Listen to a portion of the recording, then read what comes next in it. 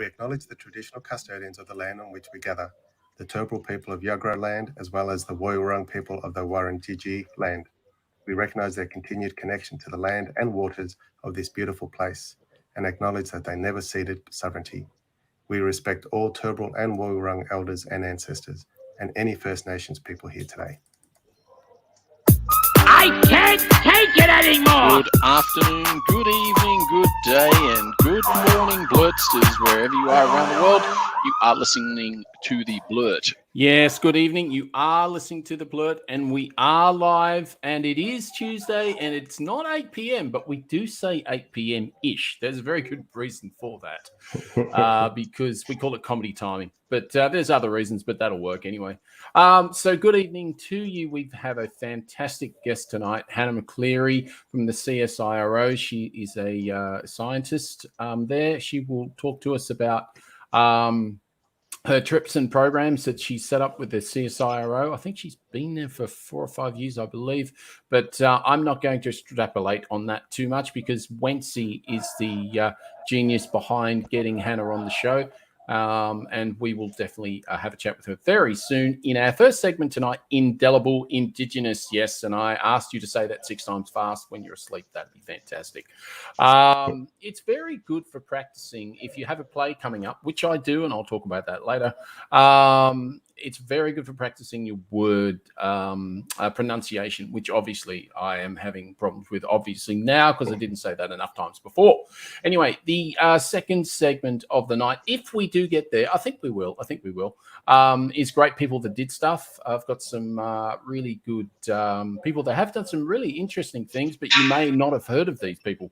They're senior Australians, and maybe one of them will be a Senior Australian of the Year as such. And there's First Nations leaders in there. There's some people that have been dealing in the NDIS space and giving their time, etc., etc. So really, some really interesting people. So when we do Great People That Did Stuff, we normally sort of look at it, people like Nobel Prize winners, or great people that have done things that you have probably heard of. But anyway, these are great people that you haven't heard of, and so I'll look forward to letting you know. And then the third segment for the evening will be Green There, Done That. Now, I must admit, I have been a little bit remiss on this, but we'll see how we go, because hopefully Hannah will keep us entertained for hours, and we'll only need the one subject. So, but we'll see how we go. We will definitely see how we go. And anyway, so normally at this time in the show, I would normally do this, and so I don't want to change the format. Good evening, Wency. Hey, Mr. Kexter, how is it in sunny Melbourne today? It is. Or is it wet? Sweaty. It is very sweaty.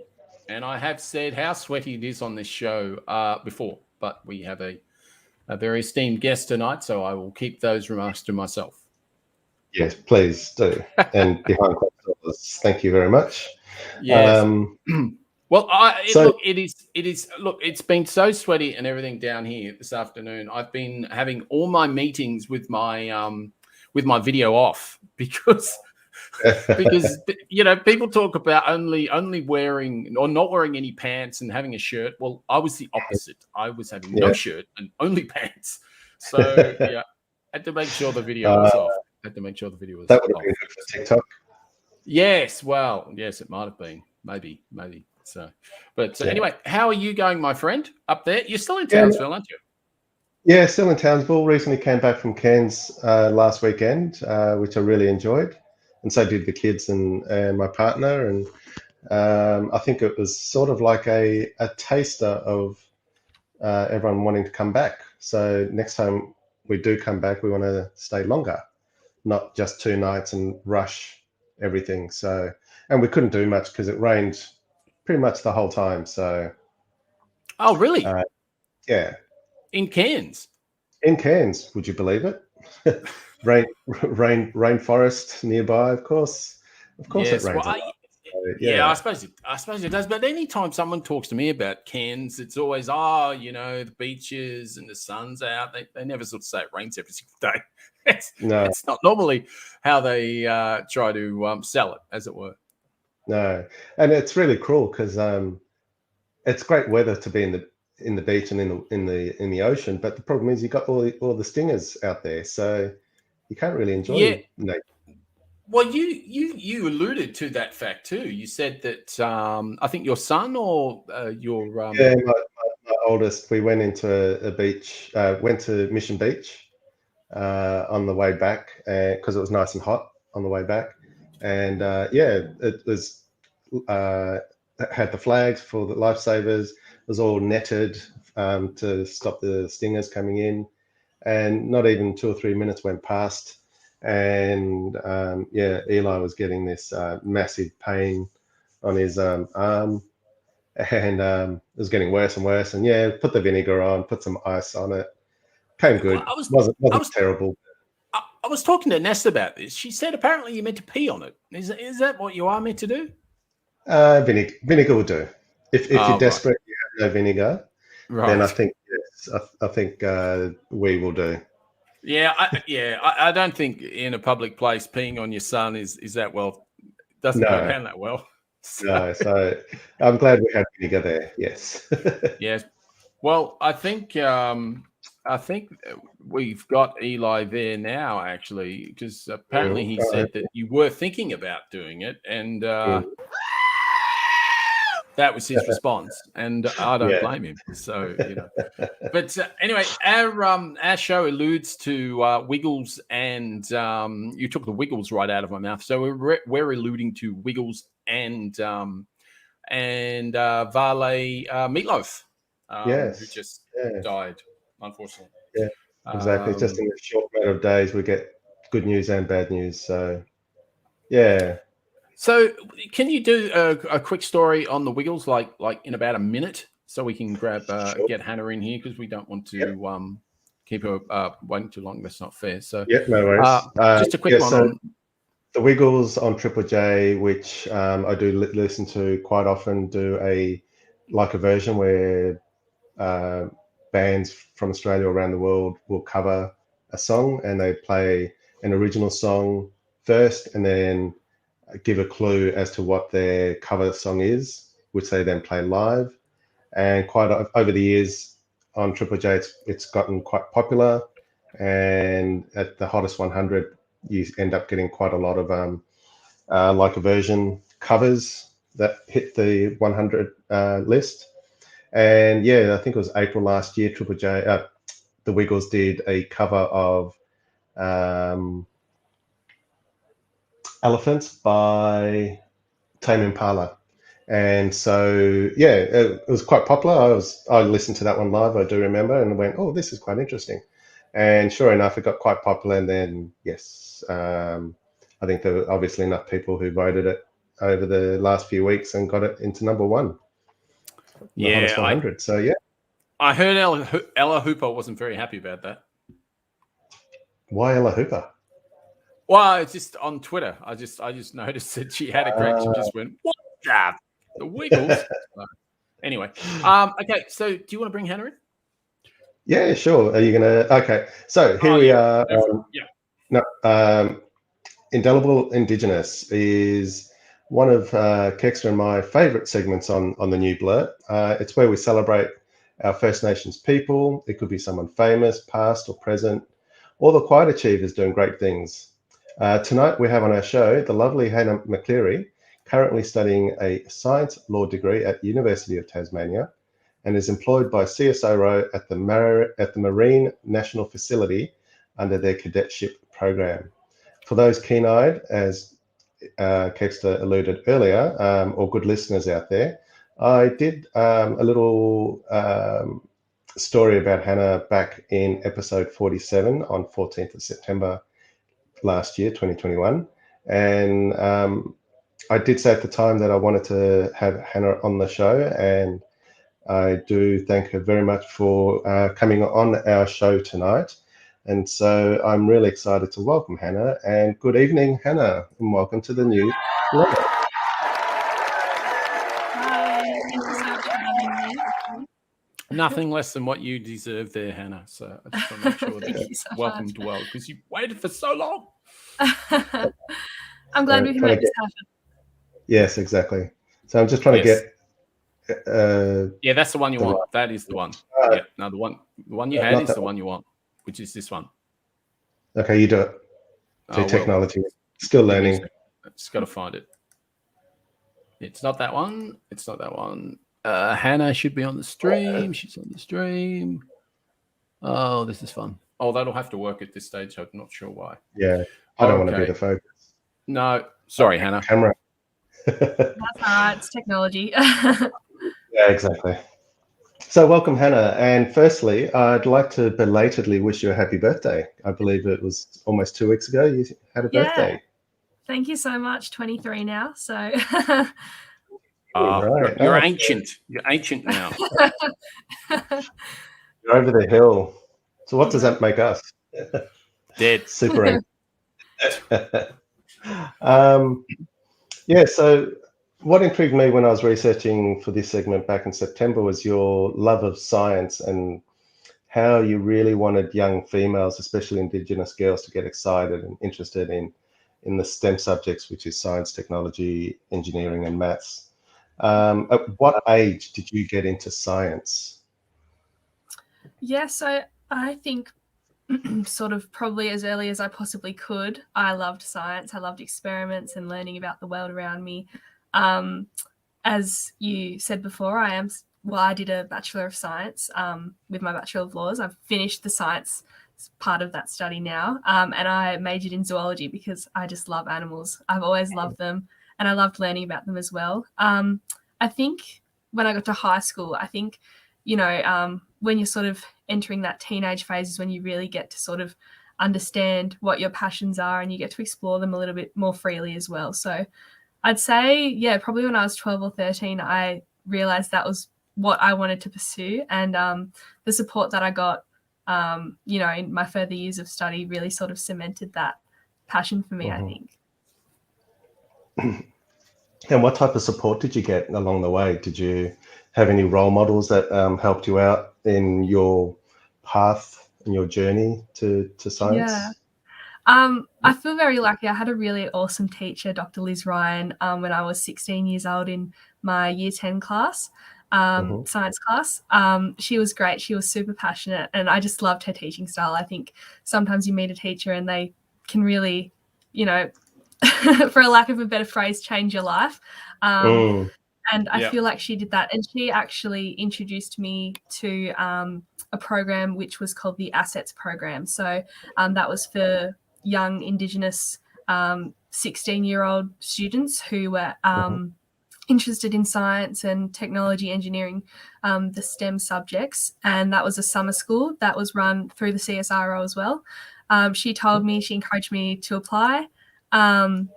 I did, and that was one of the best experiences that I had as well. That's where I met so many other young Indigenous people who were interested in science as well, and that really sort of gave me inspiration for the future because I thought, this is just an awesome young mob. I really want to be a part of this. So, yeah. And what type of things were you doing during that camp? And I believe that was up here in Townsville? It was. So that was my first interstate trip alone, all the way from here in Hobart up to Townsville. Can't get much further unless you go a little bit more North Queensland. But yeah, it was awesome. We did so many different hands-on things, which I think a lot of teachers and educators really maybe forget about the importance of hands-on science for young people and how that can, ignite a passion within them. I've known a few people who have gone up to the Northern Territory to teach young primary school kids from rural Aboriginal communities about science, and they love the hands-on science. They love, the experiments and seeing things happen. That's super exciting. So, yeah, I think, we did a lot of that, and I think that's super important for sort of inspiring young people to pursue science and show that it can be exciting. It's not just sitting down and listening to a teacher tell you things, it's actually seeing things happen. Yeah, and I think that's a big difference because when I was a teenager going through high school, and it would have been the same for Kegster, that it would have just been in a classroom. Oh, you didn't? Oh, And look at you today. Yeah, so we would have been stuck in a room just listening, bored out of our minds, going, "Why are we doing this?" But yeah, I think we haven't advanced enough in our education system to do more practical things, and having a program like the Assets, I think, definitely helps, and I think there needs to be more of it across the board.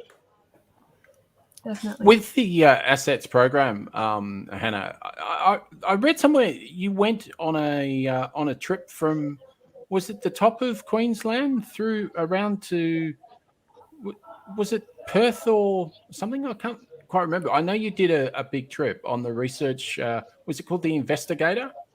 Yeah, so that's actually through the program that I helped develop at my new role that I have with CSIRO. So that's through the scholarship that I helped to sort of develop and now implement, the Indigenous Time at Sea scholarship. So super exciting. Yeah. So that kicked off in late 2019. We had our first voyage over the Christmas and New Year period then with two amazing young women, Tiani and Sophie, very passionate about all aspects of science. We had them on board. And yeah, so we did Darwin down to Fremantle for that one. Yeah, a beautiful trip, very warm in summer as well. Yeah.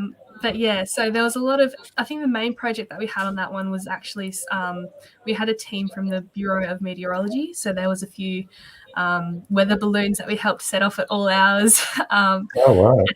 Yeah. And we also had a microplastics sampling project on there as well. So, yeah, that was very interesting to learn about that. And just meeting the different people on board, even, having yarns with the engineers and, people from all different roles. It was just really great to, build connections with them as well. And are all scientists on board, or were there lay people as well? Or is it and just full of experiments? Is that how that trip works? Yeah, so we have the crew, which is through another organisation, not CSIRO, but they're affiliated. And then, we have the CSIRO team, which is mainly all scientists, but from plenty of different backgrounds. And then we've got, on the one that I was on, we had myself and the two other students, which we were very lucky to be a part of. And some of the science teams bring on some early career researchers as well, and PhD students and things like that. So, it was good to see what they were up to as well, and have discussions with them about their journeys. So, Hannah, the scholarship that you help create and obviously promote now, is that 100% only for First Nations, or is that for anyone, or what's the situation? Is it completely? So it is for Aboriginal and Torres Strait Islander university students with who are studying, I guess, and who have an interest in STEM. So it can be it doesn't have to be marine science. Even though we are a research vessel, everything goes on board. We've had students apply who have been engineering, mathematics students, technology students, wide variation. And there's no sort of discipline that there has to be. Just something related to science is useful because it is a research and it is through the scientific organisation of CSIRO. But if you're Indigenous and in university and have an interest in any aspect of science, it's for you.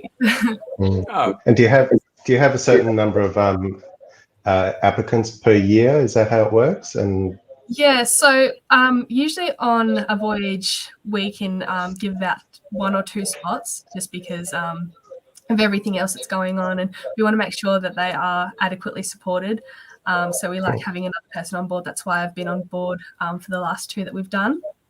We've supported 3 students so far, and we've got another 2 lined up for a possible voyage this year. We just have to work out which one is right for them and which one we can put them on, just because of everything that's going on in the world at the moment with COVID and plans changing. We have to make sure that, obviously they're safe and they're happy, and the voyage is right for them. So. And is the voyage, or sorry, you go. No, it's okay. I was just going. Sorry, No, I'll try you go. again. No, you go. All right.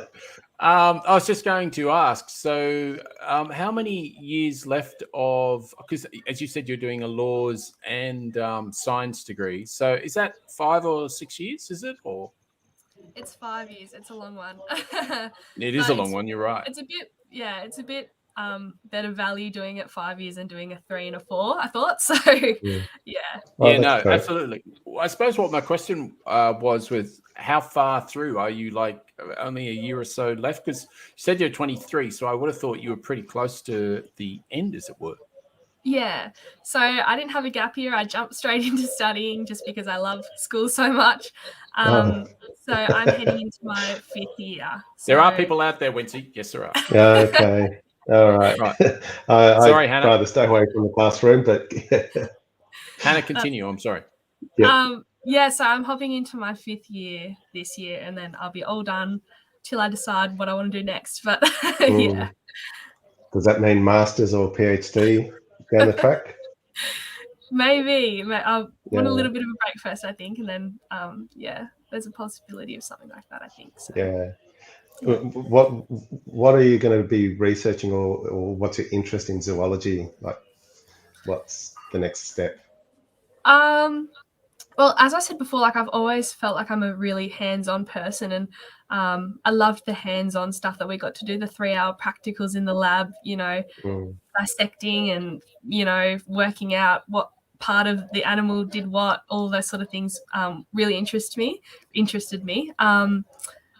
And even being out in the field, I loved that. We got to do quite a few field trips, which we were really lucky for. Anytime I got to be out in the sun, in the environment was awesome. I love doing that. But then since working at CSIRO as well, I've really sort of developed my love of marine science as well, which I didn't major or minor in, but zoology, I guess I can slightly relate that to marine science.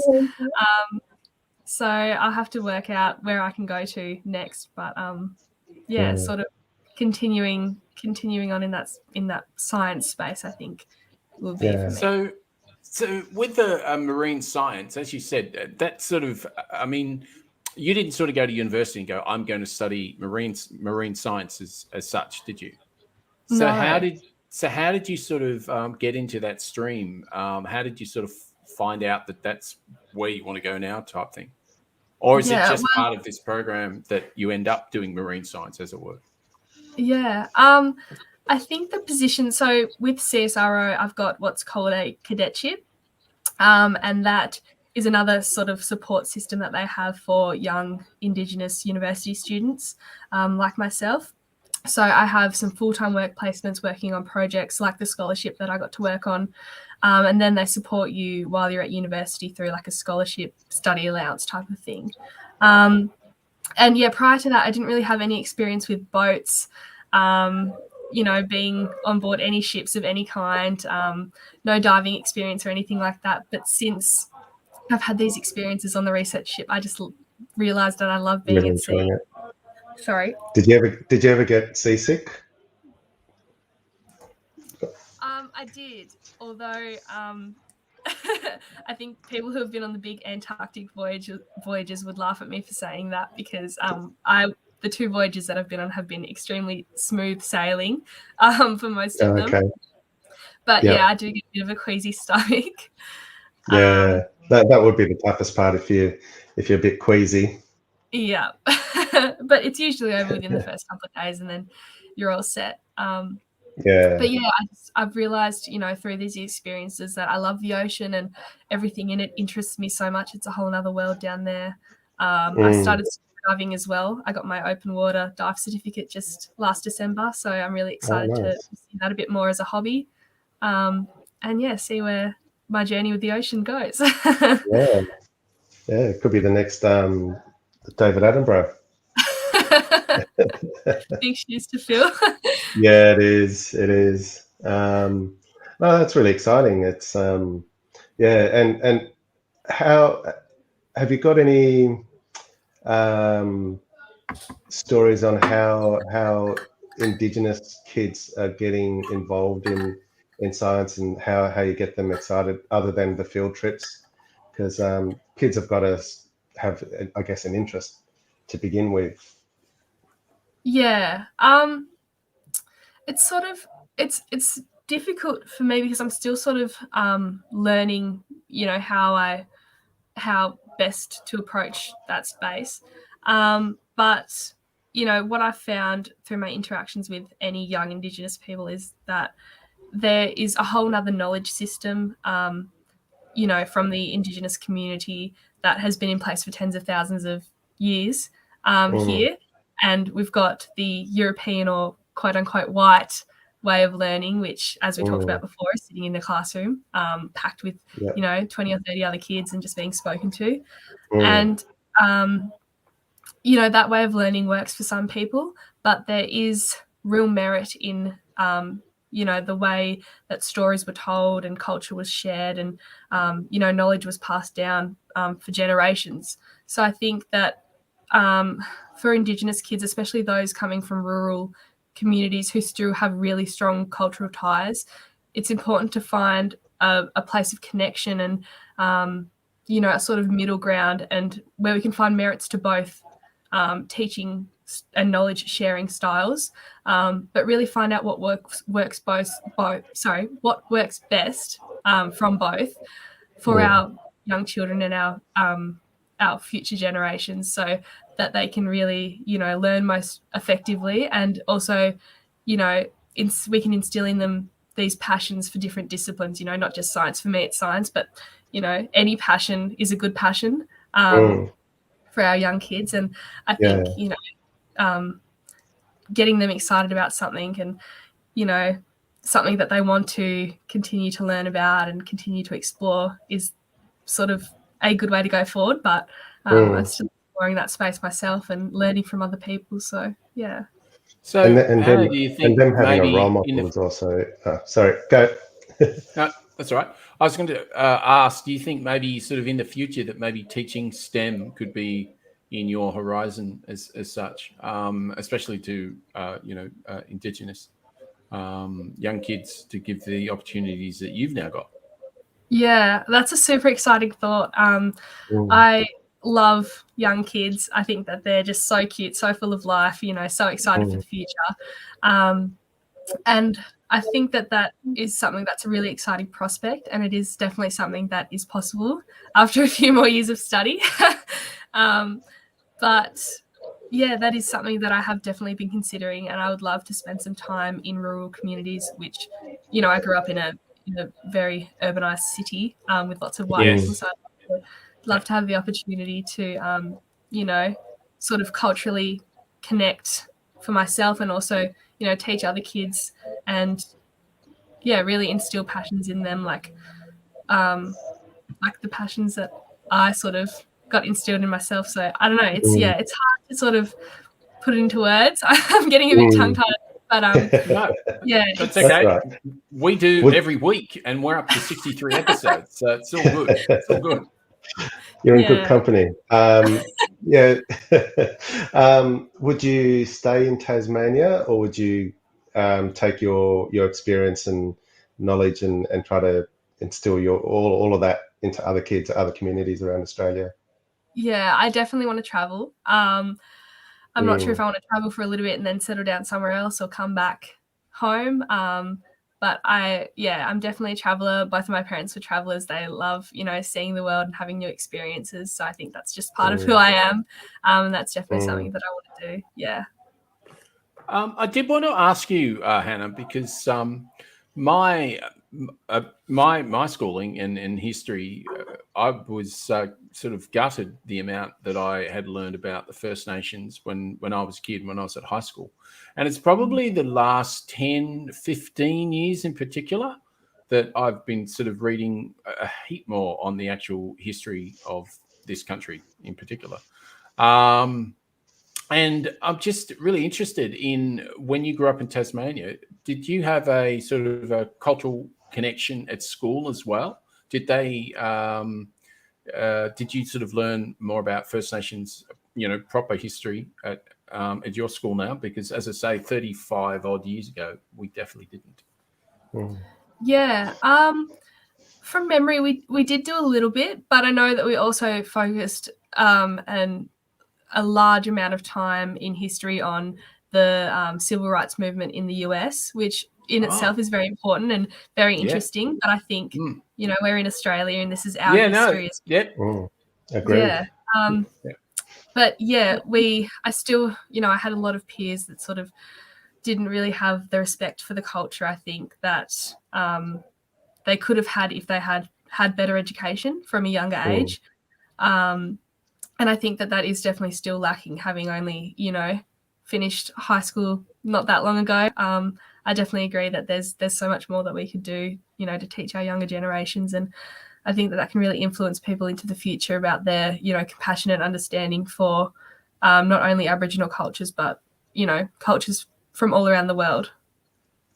Yeah, absolutely. And it's interesting you say that, because I was listening to a podcast the other day, and they did a welcome to country from both countries. There was a welcome to country from I think it was Canada, from the First Nations people there, and I can't pronounce at all the places they came from. And there was a welcome to country from here as well. So it was really interesting on how much this is sort of, you know, coming into, if you like, sort of white man's world. I don't really want to sort of figure it like that, but I can't find a better way of sort of saying it. But it's so much better. It's coming into our consciousness, and that it is, you know, it's spoken about, etc. And that's why we wanted definitely to get yourself on, because one, you're a young person, which is great because we get another perspective, and two, what you're doing in the STEM side of things is awesome as well. And then obviously you've got the cultural connection. So yeah, look, all power to you, definitely. So as Wency was saying before, just with STEM in particular, in Australia in general, how do you think it could be improved, the way it's taught? And if so, sort of what sort of improvements would you make? I mean, I'm not trying to put you on the spot or whatever, but I mean, it could be improved, and really STEM's only been around for 8 years or something. So I'm sure there's, you know, a lot to go on it. Yeah, definitely. I think that, like you said, it is quite a new sort of discipline that's really being emphasized to young people now. And I think, you know, other than repeating what I've already said about having sort of more diverse learning styles, not just the sitting and being told. Yes. But, you know, having the more hands-on experimental type, you know, having emphasis on that and getting kids excited about science. It's quite difficult to sort of work out where to go, and I can sit here and say what's wrong with the system all day, but if I don't have a solution, there's not really much point. No, it's true. You need advocacy as well for your solution. So it's quite definitely a bit to go there. But I think just, you know, working out what style and what way of teaching works best for your audience and the kids that you are teaching, because you know, I can say that hands-on is the best way to teach, but it might not be for a particular group of students. You know, they all learn in different ways, and everything, you know, all different things get them excited. So I think really getting to know your audience and the students that you are teaching, and taking the time, you know, to share your knowledge with, sort of, if you can work out without putting too much pressure on people, if there's a way to work out, you know, how you can best convey your messages and your knowledge to these kids, I think that's a really good place to start. And then sort of developing, you know, your methods for sharing and teaching from there, I think is probably the best solution at the moment, until I until I work out sort of what I think. Yeah, look, that's fair enough too. There's also not only is there STEM, but there's also STEAM, which is the A is arts. So there's always the arts component that can also be developed into science, technology, and engineering and maths, because arts can also show you how everything works in a more visual way and things like that. So that's probably another avenue where those subjects can be taught using the arts.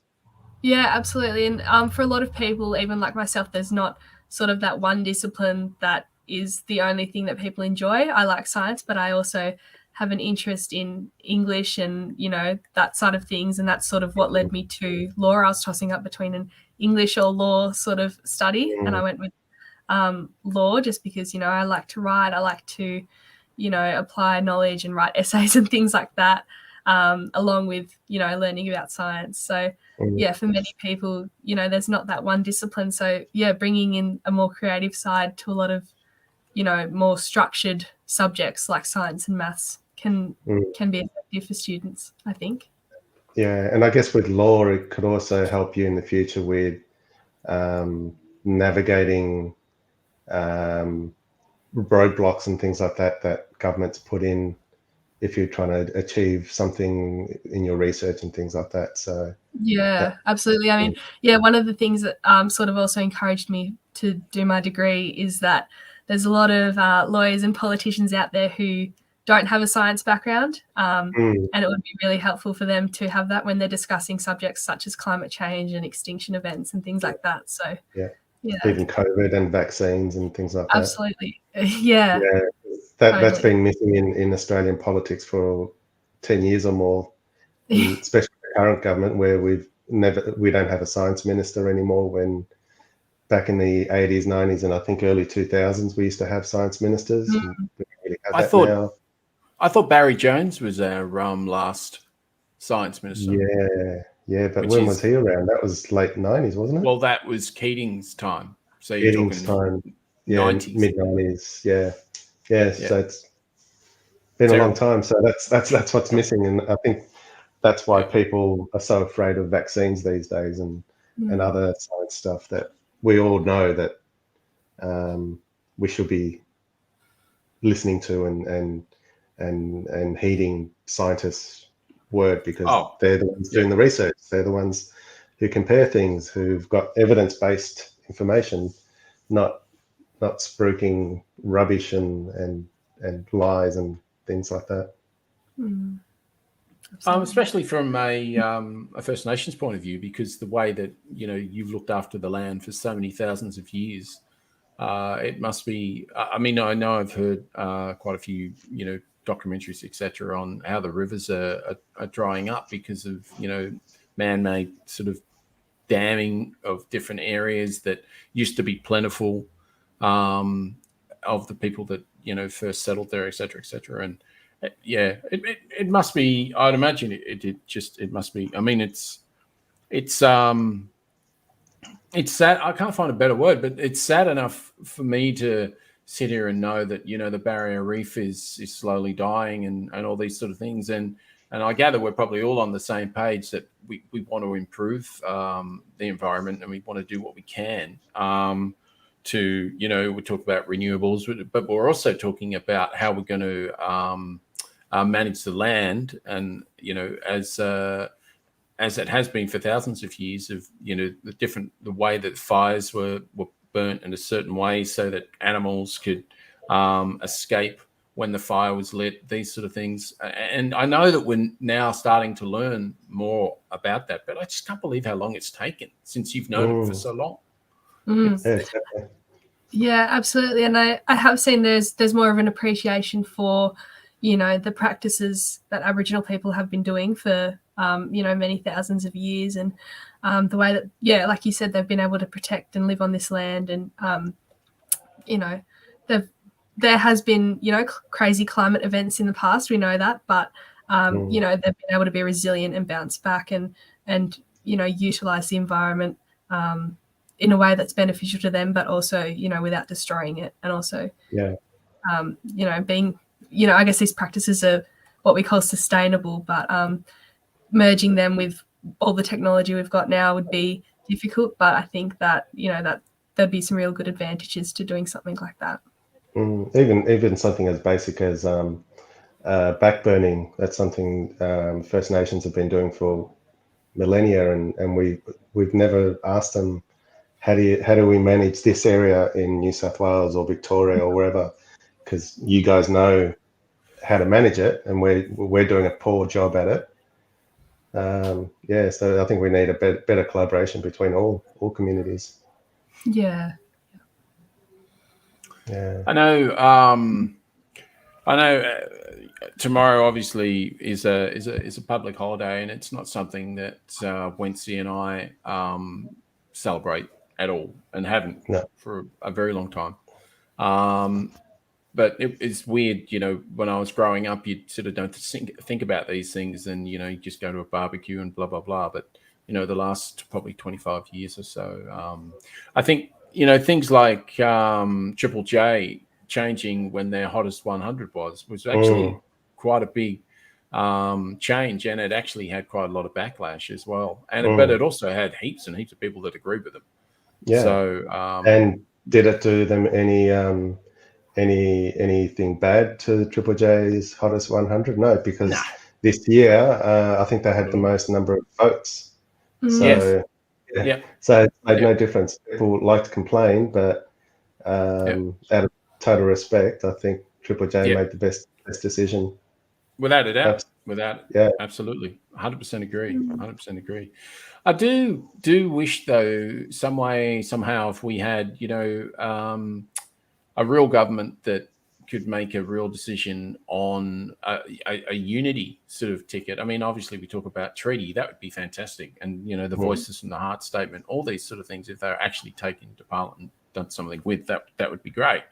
But I also think that, it would be good if it was the very near future that we had a day that just everyone could try to celebrate together, because obviously we can't until they change. I don't know why it's so difficult. There's another 364 days of the year. Although, I mean, we have Christmas Day, etc. But you know what I mean. I don't know. Yeah, I'm not sure. I don't know. It's the challenge because because there are so many different communities, Indigenous communities out there, that it's hard to get a single date that would. That's a good question. That would work well with all communities, both the whites and the Indigenous people. Do you think that's the challenge, or is it something else? Yeah, that's definitely, a lot of people, an argument for keeping the date is, where do we go to now? Do we keep it still in January? Do we have it in a completely different month? Even within the Aboriginal community, there is so many different voices. There's people who want to change the date, abolish the date completely, and some that are happy with the date and don't really care. Same within the white community, there's so many different voices. So I can only speak for myself, as you guys, would feel the same. We can only speak, from our perspectives. But I think sort of maybe a lack of also education, because I actually read a statistic the other day that it was something crazy, like only 35% of Australians actually know what the historical event was that occurred on the 26th of January back in 1788. Really? Which, for those who may not know, because not many people do, it was when Arthur Phillip first arrived at Sydney Cove and put up the British flag and sort of took forcible possession of that land, which was and still is the land of the Gadigal people.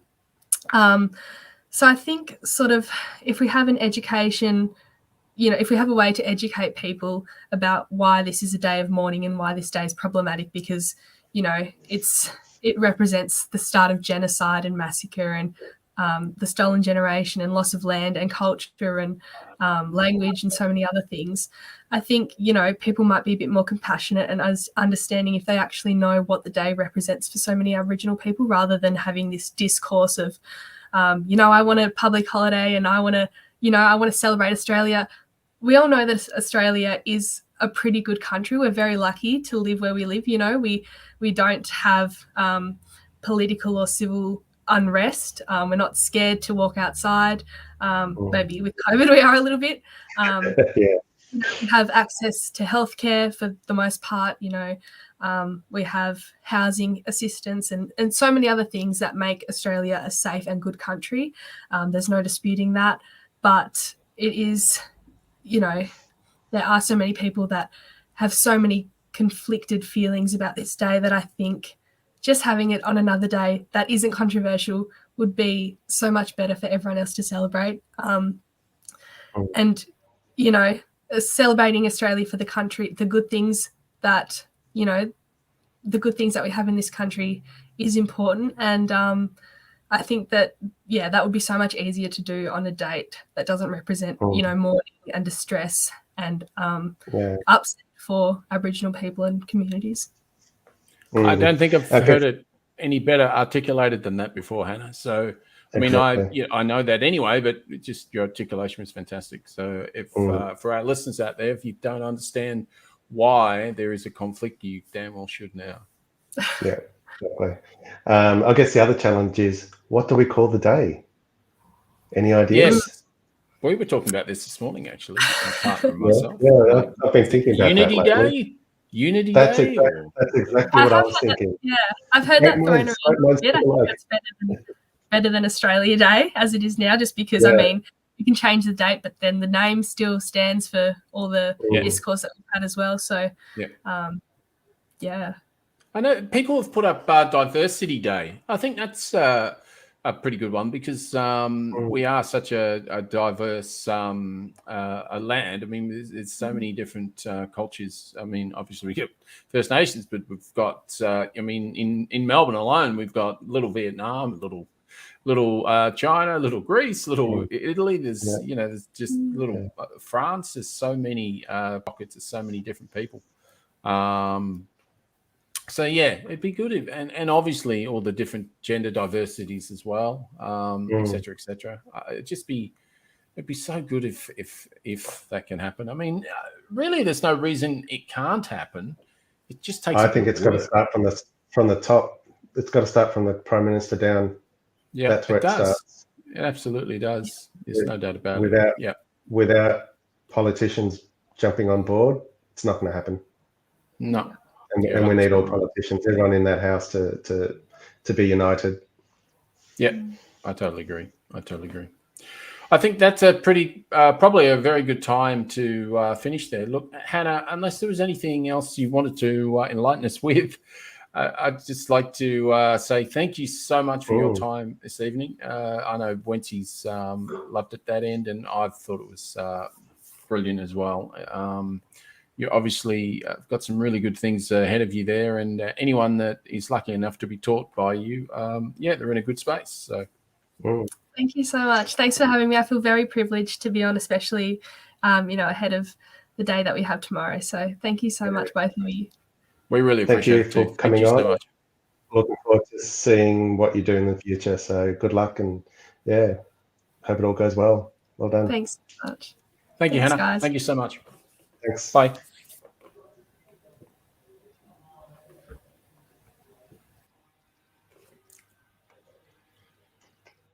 Well, that was enlightening, wasn't it? Was very enlightening. Hi, and welcome to great people that did stuff. So we might go straight in. We'll do a quick debrief because Hannah's more than earned that. Nicely done there, Wency. Really, really good get for the show. Gives us a little bit of class, and we definitely need that.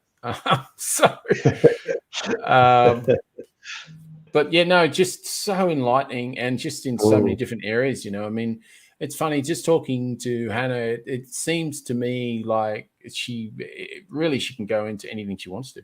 It would just be law. It wouldn't just be science, arts, anything. Advocacy for First Nations, for science, for education, community work at all levels. World's at her feet. Without a doubt. I wish I was half as successful as she was when I was that age, and I wish I knew where I was going at that age. So I've full credit to Hannah, and I think she's got a bright future ahead. Without a shadow of a doubt. As I said before, I mean, if you're lucky enough in a few years' time and she's teaching, yeah, you're going to be in a great space because, I love the way that she wants to teach and she loves being taught, which is, hands-on. Yeah. I mean, you and I would have reveled in that situation. It was all, as you say, I mean, it was all just thrown at you. And we did a little bit of science experimentation when I was at high school with Bunsen burners and things like that. But, Yeah, but it was all indoors and you didn't get to see stuff outside and see how it really thing. And yeah, it's just totally different to the way it is now. No, that's kids just don't know how good they've got it now. Anyway, so I believe we're on to the next segment now. Oh, no, I think, have we lost our co-host? I think we may have lost our co-host because I can still see the coverage. So apologies for everyone listening or watching live. Might have some more technical issues. So I think, because we don't know how long this is going to go for, I think we'll just move on to great people who did stuff. Oh, am I hearing someone coming back? Oh, are you back? Yes, I'm back. I've had lots of fun tonight. Lots of fun. Yes, you have. Yeah, great people that did stuff. Do you want to? I'm more than happy if you want to start because I've just got to grab mine and I'm happy to listen to yours. No, you go, because I think you're going to talk exactly the same thing as I was. I've got a feeling based on your intro. Oh, well, that's all right then. Earlier. We'll just no, that's fine. We'll just interject. That's excellent. Exactly. You go first, and I will try to get some remnants of connection to my computer. Okay. Some sort of joining the ether. You go for it. You go for it. All right. So as we've mentioned already today, tomorrow is a day that we don't quite celebrate. But what I do like about Australia Day is the announcement of the Australians of the Year, whether they be the Young Australian of the Year, Seniors Australian of the Year, or the big award, which is the Australian of the Year, which we just finished having Grace Tame, who was last year's winner, who brought to the people's mind about domestic violence and abuse, especially with women and things like that. So it's been great having her in the public eye this year, and we've learned a lot about all these issues that happen, and we hope that we learn from it. But some of the stuff that we've got, some of the nominees this year, and I don't know if they've been announced because I believe they're announcing winners as we go live with this show on the 25th of January. So I'll start with my home state, which is Queensland, and Sue and Lloyd Clark have a foundation that they set up after their daughter got killed, as well as her children, in Brisbane early last year. I think it was 2021. Or was it 2020? I can't remember. But they've started a foundation called Small Steps for Hannah, where they will be educating Australians on the dangers of coercive control and domestic violence. And part of that will be changing laws so that coercive control becomes a crime and things like that. So they want to change the justice system so that things like this don't happen. Not that it will never ever happen, but if we can minimize the incidence of domestic violence and things like that, would be better than where we are right now. So even though it's a bit of a sad topic, I think these people are doing some great stuff. They are, and this government was meant to give a certain amount of million to domestic abuse organisations, I believe. I think it was meant to be passed. I don't even know if that money has got to where it's meant to get to. I don't believe it has. Not when I last read it. Yeah, no. I think it was the promise. But I know the domestic violence support groups around Australia, maybe 4 or 6 months ago, were complaining that, they hadn't received the money. So hopefully it has changed since, but I know months after the announcement, nothing had happened. So, not surprised. Well, I wanted to talk about very similar to you. This is Meet Your 2022 Senior Australians of the Year. And these are the nominees who are changing the world from a senior Australian perspective. I've got a couple here, but I'm going to talk about this one in particular, which was a First Nations policeman, when I can get there. So police officer Colin Dillon was offered $400 a month by fellow officer in the licensing branch to turn a blind eye. Colin Dillon is Queensland Senior Australian of the Year 2022. So I don't know how old you have to be a senior Australian, by the way. That's something I probably should look up. But anyway, Mr. Dillon refused and soon after was transferred out of the branch without any explanation. They moved me out of there because I obviously didn't fit into the corrupt system that was going on. I suppose that was the real indication the road ahead was not going to be easy for me. So just a few things that have happened since then. Mr. Dillon went against the grain and came forward to speak about the corruption at the Fitzgerald inquiry into the police activities. I don't know if anyone knows about the Fitzgerald inquiry. It's a very old inquiry in Queensland. It's when a whole bunch of the police force in Queensland was very, very corrupt. And I believe that was under Sir Joe Bjelke. Joe Bjelke-Petersen? Oh, surely not. Surely not Joe. Yeah. Oh, not good old Joe. He wasn't corrupt at all. No, not at all. You. Oh, my goodness gracious me. You're wrong, Yana. Remember that?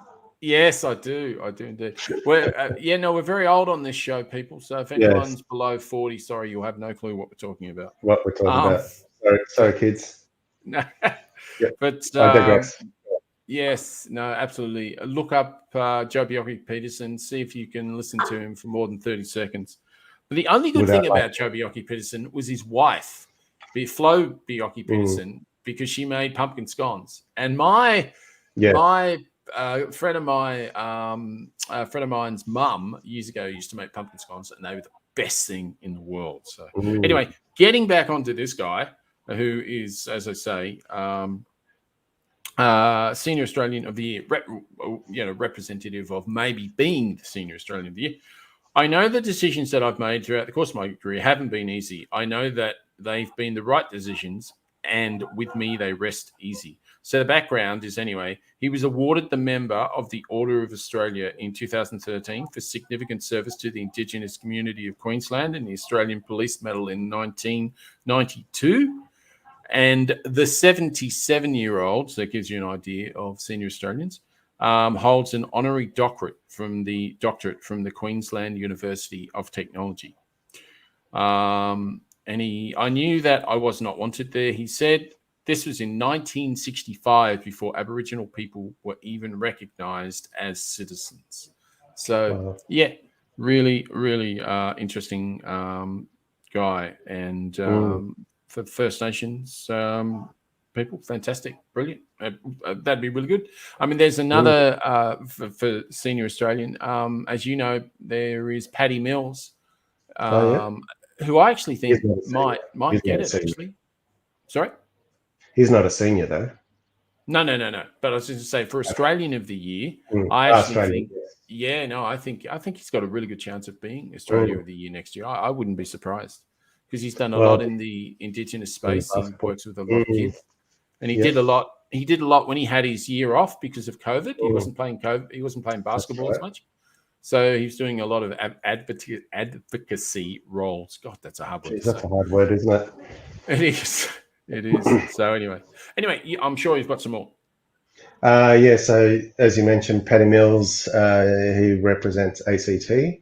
For New South Wales, I'm not sure if you've heard of this professor, Professor Veena Sahajwala. Apologies if I pronounced that incorrectly. She's the founding director of the Centre for Sustainable Materials Research and Technology at the University of New South Wales. She's done wonderful things with researching for green materials and other products and things like that.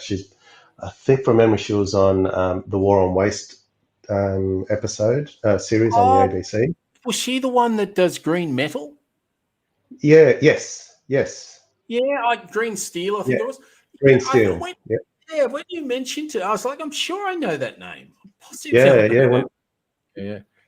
So she's up for the nominations. Oh, great! No, that's a fantastic nomination. That's a really good one so she's doing great stuff for making this planet a better world in terms of reducing our waste and using better stuff so we don't. She's a super bright cookie too.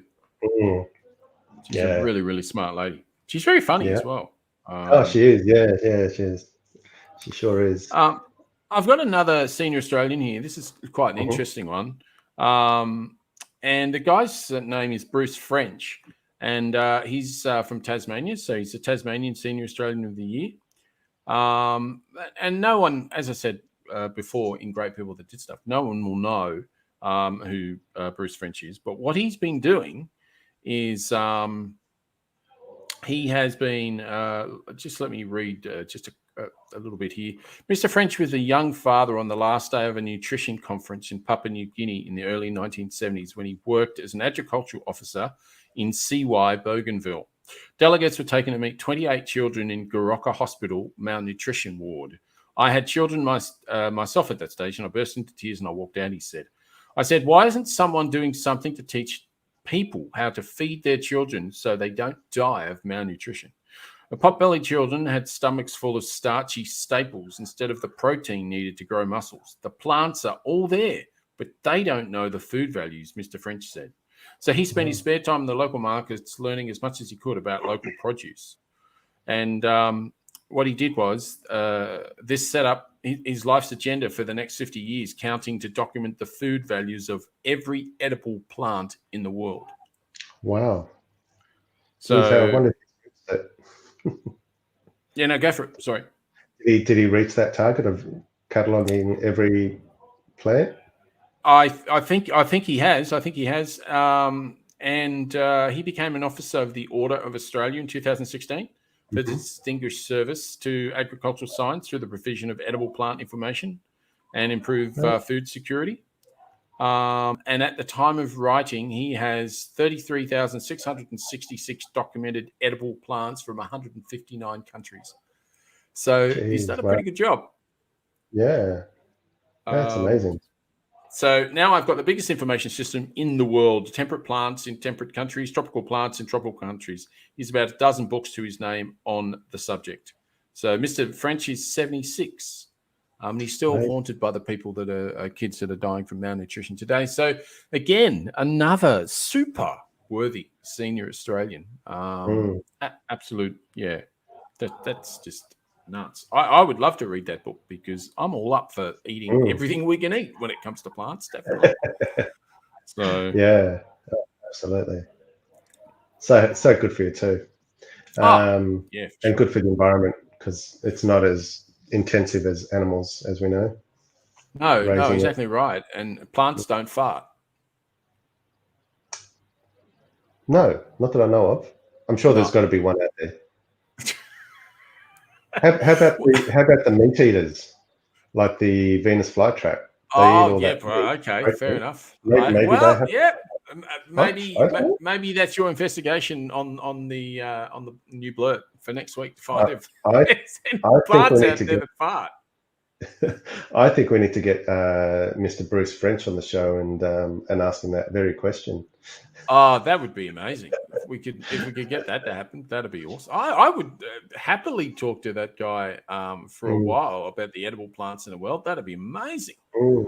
I think that's on our wish list. I might just do something. Yeah, I might just see if I can do something about that. But anyway, we better close this show up. We're getting really close to the end. Have you got another one you want to talk about? No, I just want to rattle off the rest of the Australian of the Year nominees, only because I know who won it, and I want to announce the winner on this show. So we've gone through ACT, who's Paddy Mills. New South Wales. Already know who won. Oh my God. Yes, I cheated. Professor Veena Sahajwala, we talked about. Northern Territory Australian of the Year, Leanne Little. She is Director of Aboriginal Justice Unit. Queensland of the Year, already talked about, Sir Lloyd Clark. South Australian of the Year, Professor Helen Marshall, a vaccination researcher. Tasmania, Craig Leeson, documentary filmmaker and journalist. Victorian Australian of the Year nominee, Dylan Alcott, who is an OAM, Order of the Australian Medal. Wouldn't surprise me if he gets it. And WA Australian of the Year, Paul Litherland, a cyber safety educator and campaigner. And the winner is... Oh, hold on. The winner is... Hold on. I got to find my drum roll. Hold on. Just hold that, horses. Hold it.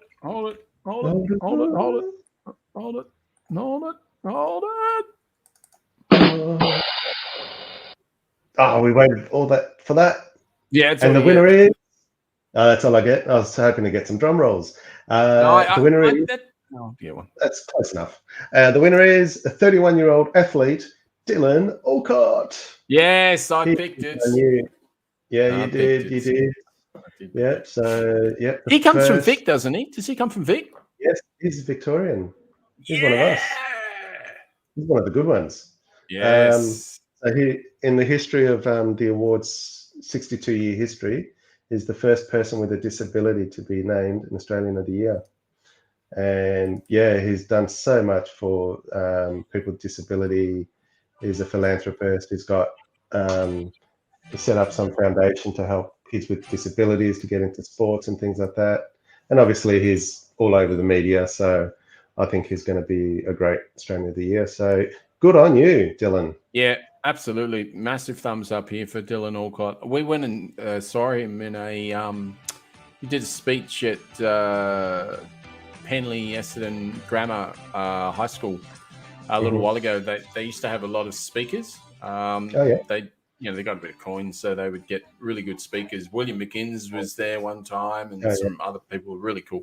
Anyway, Dylan was there, and really humble, really cool, and just a fantastic storyteller. It was really, really interesting. And you're spot on all about his advocacy.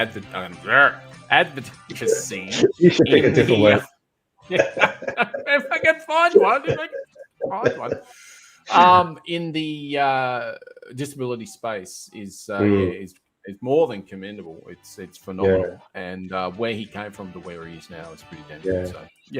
So big thumbs up. Really, really good. So good. He's retired from tennis now. He can spend his time advocating for disability rights and that's a much better word. Advocating, I can say. That's not a problem. I can say advocating. I can say that quite a few times. Advocating, no problems. But advocating. That other word, advocacy, I have a little bit of an issue with that. Right, now, do we have any idea at all what's on our show next week? No, we never really went past 3 weeks. That's bad on us. No, we've got to get ourselves sorted, seriously. We have to sit down and work out what it is as such. I think we'll probably have, I don't know, Chinese takeaway. I don't think we've done a Chinese takeaway for a little while. I've got a little bit of insight on Chinese takeaway, so maybe we might do that. Okay, all right. That looks like it's on the cards next week. But I think we'll go. So later, people. All right. Good night.